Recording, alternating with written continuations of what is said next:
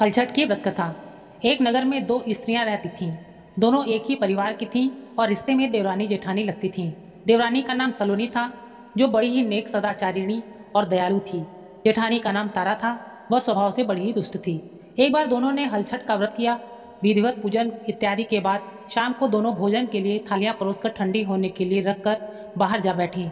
जिस दिन सलोनी ने खीर तथा तारा ने महेरी बनाई थी, अचानक दो कुत्ते उनके घर में घुसे और भोजन खाने लगे। अंदर से चपचप की आवाज आई तो दोनों अपने अपने कक्ष के भीतर जाकर देखने लगी। सलोनी ने कुत्ते को खीर खाते देखा तो कुछ नहीं बोली तथा बर्तन में बची हुई बाकी खीर भी उसके आगे डाल दी।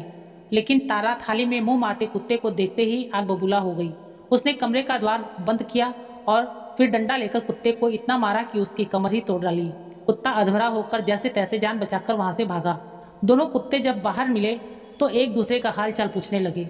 जो कुत्ता सलोनी के घर आया था बोला, मैं जिसके कक्ष में गया था वह स्त्री तो बड़ी ही भली थी।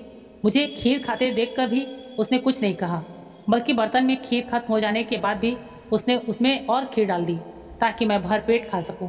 उसने तो मेरी आत्मा ऐसी तृप्त की कि मैं उसे बार बार आशीर्वाद दे रहा हूँ। मेरी तो ईश्वर से यही कामना है कि मरने के बाद मैं उसी का पुत्र बनूं और जीवन भर उसकी सेवा करके इस ऋण को चुकाता रहूं।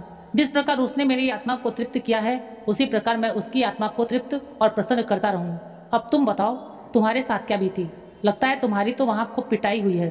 दूसरा कुत्ता बड़े ही दुखी स्वर में बोला, तुम्हारा अनुमान ठीक है भाई। आज से पहले मेरी ऐसी दुर्गति कभी नहीं हुई थी। पहले तो थाली में मुंह मारते ही सारा जबड़ा हिल गया। फिर भी भूख से परेशान होकर मैंने दो चार कौर सटके ही थे कि वह दुष्ट आ गई और कमरा बंद करके डंडे से उसने मुझे इतना मारा कि मेरी कमर ही तोड़ डाली।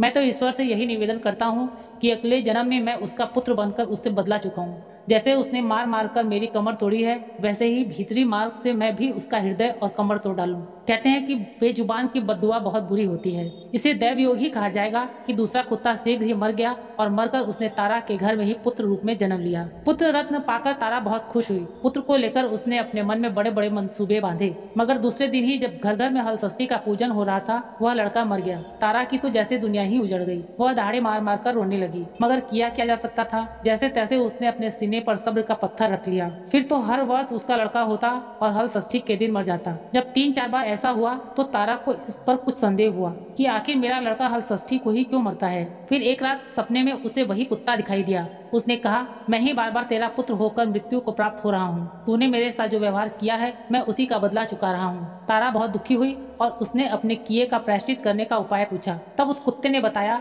अब से हलछट के व्रत में हल से जुता हुआ अन्न तथा गाय का दूध दही न खाना, होली की भुनी हुई बाल तथा होली की धूल आदि हलछट पूजा में चढ़ाना, तब कहीं मैं तेरे घर में आकर जीवित रहूंगा। पूजा के समय यदि तारक गड़ चिटके तो तू समझना कि अब मैं यहाँ जीवित रहूंगा। तारा ने वैसा ही किया और हल षष्ठी के व्रत के प्रभाव से उसकी संतान जिनने लगी। तभी से संतान कामना और सुख सौभाग्य के लिए यह व्रत किया जाता है।